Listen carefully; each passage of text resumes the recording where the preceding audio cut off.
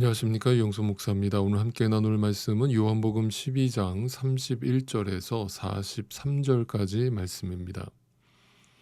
지금까지 우리가 살펴본 요한복음은 한마디로 정리를 해본다면 인간의 모든 행위는 아무 의미가 없으며 오직 예수 그리스도의 행함과 하나님의 열심만이 우리를 구원에 이르게 할 수 있다라고 요약할 수 있습니다. 그런데도 인간은 이렇게 명확하게 쓰여 있는 성경을 읽으면서도 자꾸 그래도 뭔가 내가 해야 되지 않느냐라고 반문을 하는 겁니다. 내가 뭔가 하지 않으면 어, 의미가 없다고 생각하고 뭔가 허전하고 심심한 것이죠.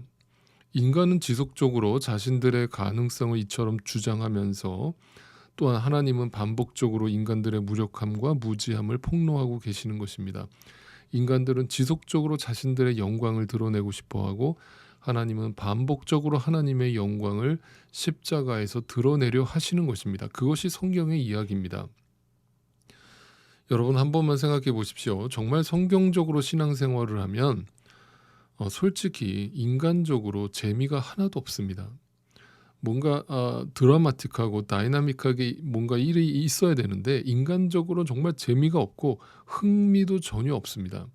계속 내가 뭔가 좀 해보려고 하면 자꾸 성경은 가만히 있어 가만히 있어라고 얘기하면서 그냥 죽어라고 얘기를 하니까 답답하다 못해 너무 심심해서 이게 뭔가 싶을 때가 우리에게 종종 있습니다. 그 조급함, 그 심심함, 그 무력함이 드는 게 바로 인간이라고 하는 나라고 하는 자아가 작동하는 방식입니다. 그걸 내 힘으로는 결코 절제가 안 되고 통제가 안 되는 것입니다. 십자가에 죽는 것이 하나님께 영광이라는 이 중요한 성경의 진리를 알게 하시고 그렇게 살게 되도록 만드시는 분이 우리 안에 계신 성령 하나님이신 것이죠. 때로는 병이 들어도 그 상황에 순종하고 때로는 상처를 받아도 용서를 선택하며 때로는 나를 드러내고 싶어도 침묵하는 그 길을 가게 하시는 분이 말씀이신 성령 하나님이신 것입니다. 예수님도 그러셨기 때문이죠. 35절 오늘 말씀부터 읽어보겠습니다. 예수께서 그들에게 대답하셨다. 아직 얼마 동안은 빛이 너희 가운데 있을 것이다. 빛이 있는 동안에 걸어 다녀라. 어둠이 너희를 이기지 못하게 하여라. 어둠 속을 다니는 사람은 자기가 어디로 가는지를 모른다. 지금 예수님은 자신이 가고 있는 길이 빛의 길이고 우리가 지금 걷고 있는 길이 어둠의 길이라고 분명하게 대조하여 설명하십니다. 아마도 이 이야기를 듣고 있었던 당시 유대인들과 당시 세상에서 떵떵거리고 잘 살고 있었던 부자들과 엘리트 집단들은 아마 이 예수님의 이야기를 들으면서 콧방귀를 꼈을 것입니다. 왜냐하면 어느 누가 봐도 예수님은 지금 너무 초라하기 그지없는 거짓골을 하고 있으며 곧 십자가에 죽을 죄수의 운명으로 보이기 때문입니다. 예수님은 세상의 시선으로 보면 망하는 자로 보이고 실패한 인생으로 보일 뿐입니다.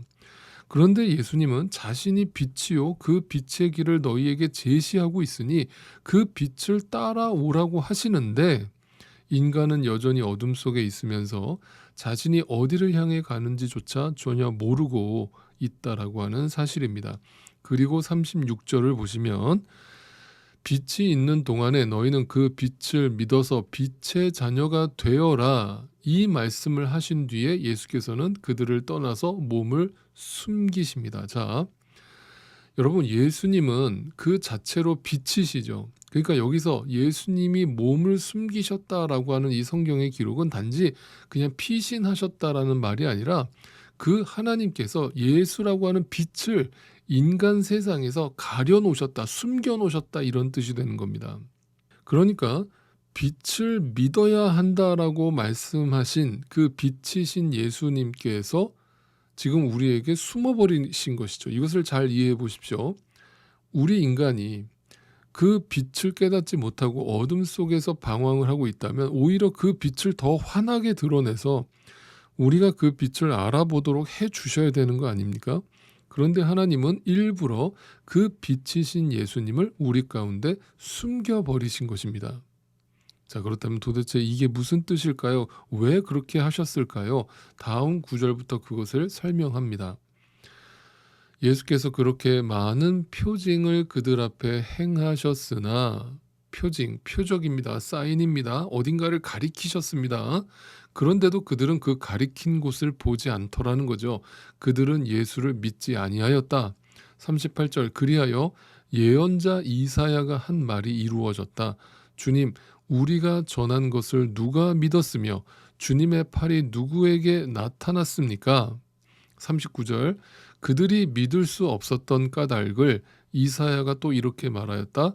주님께서 그들의 눈을 멀게 하시고, 예수를 숨기신 겁니다. 빛이신 예수님을 숨겨버리신 거예요. 그들의 마음을 무디게 하신 겁니다. 그 빛을 알아보지 못하게 하신 거예요.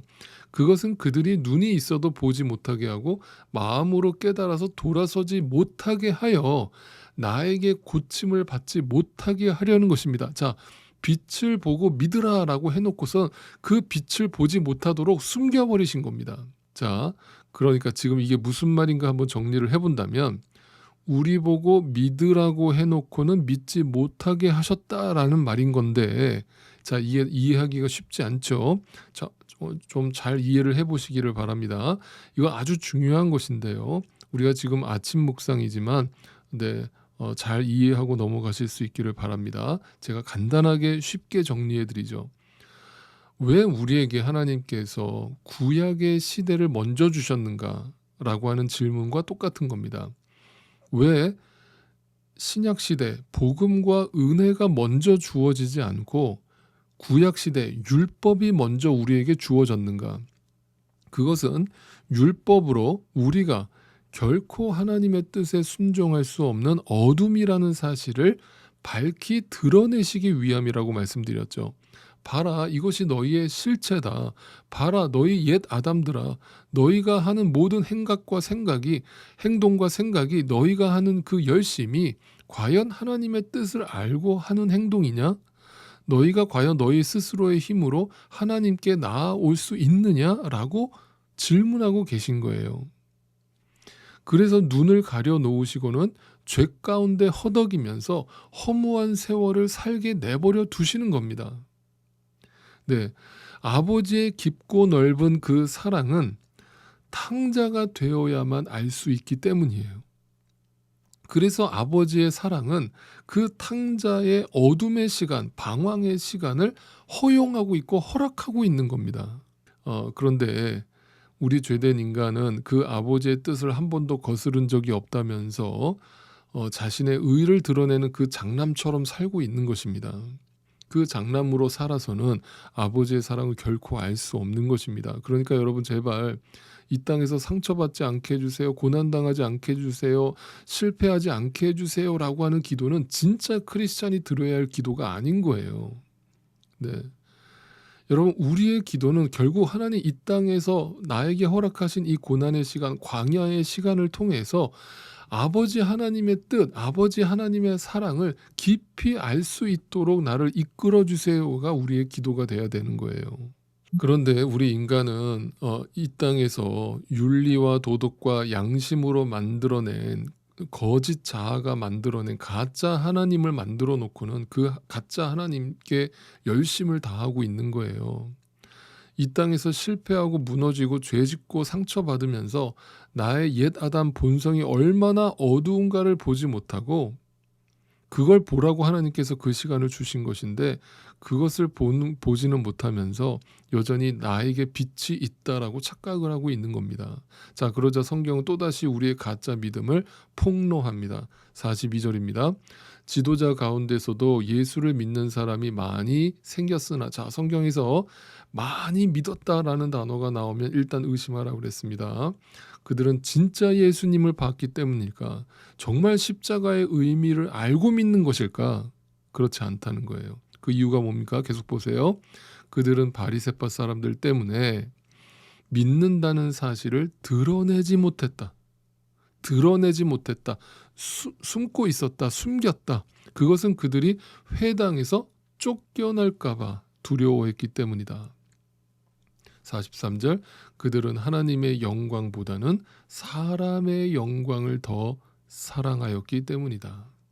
믿는다고 하면서 입술로는 하나님을 믿는다고 하면서 여전히 이 세상을 사랑하고 사람의 눈치를 보면서 진짜 믿음을 드러내지 못하고 있는 겁니다. 왜 그렇습니까?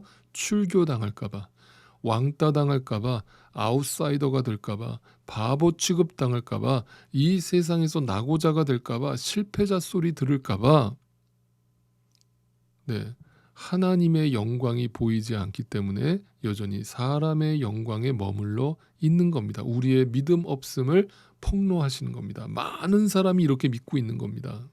그러니까 오늘 말씀을 간단하게 정리하면 이겁니다. 하나님께서 우리에게 일부러 어둠의 시간을 주셨다는 거예요. 빛을 숨겨버리셨다는 거예요. 그리고 그 어둠의 시간을 통해서 내가 얼마나 어둠이며 얼마나 죄인인가를 폭로하시면서 그냥 가짜 믿음으로 살지 말고 진짜 믿음을 갖게 되기를 원하시는 거예요. 네, 그 얘기입니다. 그러니까 여러분 오늘도 제가 다시 한번 주님의 마음으로 여러분께 권면드립니다. 애쓰지 마십시오. 여러분 실패하십시오. 방황하십시오. 자신의 아무것도 아님을 그 하나님의 율법 앞에서 말씀 앞에서 폭로당하십시오. 그리고 그런 나에게 아무 이유도 없고 조건도 충족되지 않은 나에게 말없이 다가오셔서 내 손을 잡아 일으켜 주시는 그 은혜의 예수를 만나십시오. 그래야만 삽니다. 은혜 아래에서만 소망이 있습니다. 더욱더 실패하고 낮아지고 죽어서 나 자신이 오호라 곤고한 사람일 뿐입니다를 발견하십시오. 이 사망의 몸에서 누가 나를 건져낼 수 있는가라는 고백을 하십시오. 그리고 하나님이 그 고백을 하게 하시기 위해서 여러분에게 광야를 주시고 고난을 주실 때 할렐루야 하십시오. 그것이 귀로만 듣던 하나님을 눈으로 보게 되는 순간임을 기억하십시오. 그렇게 진짜 예수 그리스도의 그 크신 사랑을 경험하게 되고 만나게 되는 저와 여러분이 되기를 간절히 소망합니다.